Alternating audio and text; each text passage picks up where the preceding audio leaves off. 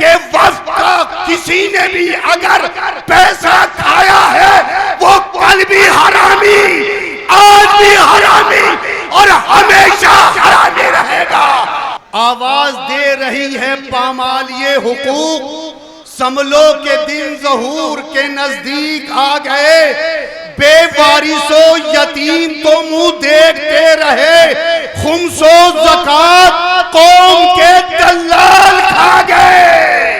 दरगाह का एक एक पाई का हिसाब इंशाअल्लाह पूरी कौम के सामने पेश करेंगे और बताएंगे कि वक्त का किसी ने भी अगर पैसा खाया है वो कल भी हरामी, आज भी हरामी और हमेशा हरामी रहेगा।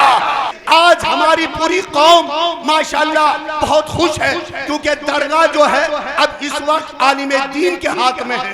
आपकी टीम बहुत बेहतरीन काम कर रही है और इंशाअल्लाह मैं अपने चेयरमैन साहब अली भाई और आफ्ताब शरीयत मौलाना कल्बे जवाद साहब का भी इंशाअल्लाह शुक्रिया अदा कर रहा हूँ।